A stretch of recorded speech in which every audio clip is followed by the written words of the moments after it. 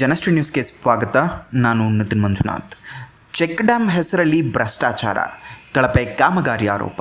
ಸಣ್ಣ ನೀರಾವರಿ ಇಲಾಖೆಯಿಂದ ನಿರ್ಮಾಣವಾಗ್ತಿರುವಂತಹ ಚೆಕ್ ಡ್ಯಾಮ್ ಕಾಮಗಾರಿಯಲ್ಲಿ ಭಾರೀ ಅಕ್ರಮ ನಡೆದಿದೆ ಎಂಬ ಆರೋಪ ಕೇಳಿಬಂದಿದೆ.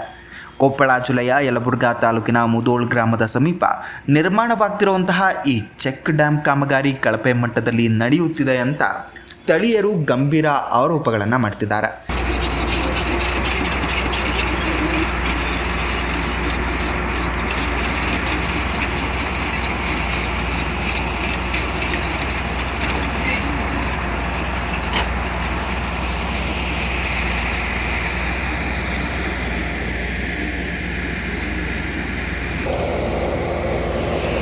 ಹೌದು ವೀಕ್ಷಕರೇ, ಇದು ಕೊಪ್ಪಳ ಜಿಲ್ಲೆಯ ಯಲಬುರ್ಗಾ ತಾಲೂಕಿನ ಮುದೋಳ್ ಗ್ರಾಮದ ಸಮೀಪ ನಡೆಯುತ್ತಿರುವಂತಹ ಚೆಕ್ ಡ್ಯಾಮ್ ಕಾಮಗಾರಿ. ಸಣ್ಣ ನೀರಾವರಿ ಇಲಾಖೆಯ ಅಡಿ ನಿರ್ಮಾಣವಾಗ್ತಿರುವ ಈ ಕಾಮಗಾರಿ ಇದೀಗ ವಿವಾದಕ್ಕೆ ಕಾರಣವಾಗಿದೆ. ಸ್ಥಳೀಯರ ಪ್ರಕಾರ ಇಲ್ಲಿ ನಡೆಯುತ್ತಿರುವ ಕಾಮಗಾರಿ ಪಕ್ಕಾ ಕಳಪೆ ಮಟ್ಟದಲ್ಲಿ ನಡೆಯುತ್ತಿದೆ ಎಂದು ಆರೋಪಿಸಿದ್ದಾರೆ. ನಿಯಮಾನುಸಾರ ಒಂದು ಕಾಂಕ್ರೀಟ್ ಮಿಶ್ರಣಕ್ಕೆ 18ರಿಂದ 20 ಚೀಲ ಸಿಮೆಂಟ್ ಬಳಸಬೇಕಾಗತ್ತೆ. ಆದರೆ ಇಲ್ಲಿ ಕೇವಲ 10 ಚೀಲ ಸಿಮೆಂಟ್ ಮಾತ್ರ ಬಳಸಲಾಗುತ್ತಿದೆ ಎಂಬ ಆರೋಪ ಕೇಳಿಬಂದಿದೆ. ಇದಲ್ಲದೆ ಸ್ಟ್ಯಾಂಡ್ ಬಳಸಬೇಕಾದಲ್ಲಿ ಸಾಮಾನ್ಯ ಮರಳು ಬಳಸಲಾಗ್ತಾ ಇದೆ ಎಂದು ಸ್ಥಳೀಯರು ತಿಳಿಸಿದ್ದಾರೆ. ಇದರಿಂದ ನಿರ್ಮಾಣದ ಗುಣಮಟ್ಟದ ಮೇಲೆ ಗಂಭೀರ ಪ್ರಶ್ನೆಗಳು ಎದ್ದಿವೆ. ಇದೇ ರೀತಿ ಮುಂದುವರೆದರೆ ಈ ಚೆಕ್ ಡ್ಯಾಮ್ ಹೆಚ್ಚು ದಿನಗಳು ಉಳಿಯೋದಿಲ್ಲ ಎಂಬ ಆತಂಕ ವ್ಯಕ್ತವಾಗ್ತಿದೆ.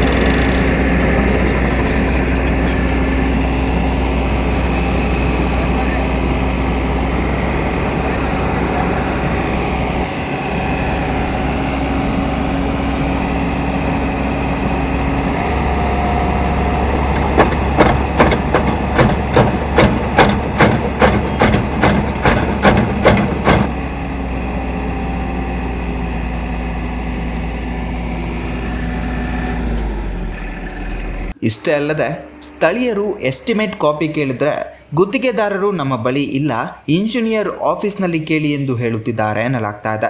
ಇದರಿಂದ ಕಾಮಗಾರಿಯಲ್ಲಿ ಪಾರದರ್ಶಕತೆ ಇಲ್ಲ ಎಂಬ ಅನುಮಾನಗಳು ಹೆಚ್ಚಾಗ್ತಿದೆ. ಇನ್ನೂ ಆಶ್ಚರ್ಯಕರ ವಿಷಯವೇನೆಂದರೆ ಇಲ್ಲಿ ಸಂಬಂಧಪಟ್ಟ ಅಧಿಕಾರಿಗಳು ಸ್ಥಳಕ್ಕೆ ಭೇಟಿ ನೀಡಿ ಪರಿಶೀಲನೆ ನಡೆಸಿಲ್ಲ ಎಂದು ಸಾರ್ವಜನಿಕರು ಆರೋಪಿಸುತ್ತಿದ್ದಾರೆ.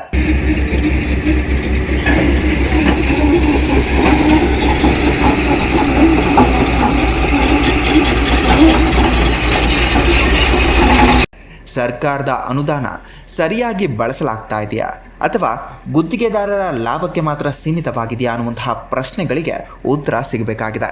ಕೂಡಲೇ ಈ ಸಂಬಂಧಪಟ್ಟ ಅಧಿಕಾರಿಗಳು ಸ್ಥಳಕ್ಕೆ ಭೇಟಿ ನೀಡಿ ಪರಿಶೀಲನೆ ನಡೆಸಿ ಕಳಪೆ ಕಾಮಗಾರಿ ತಡೆ ಹಾಕಬೇಕು ಎಂದು ಸ್ಥಳೀಯರು ಒತ್ತಾಯಿಸಿದ್ದಾರೆ. ಈ ಪ್ರಕರಣದ ಬಗ್ಗೆ ಅಧಿಕಾರಿಗಳು ಯಾವ ಕ್ರಮ ಕೈಗೊಳ್ತಾರೆ ಎಂಬುದನ್ನು ಕಾದು ನೋಡಬೇಕಾಗಿದೆ.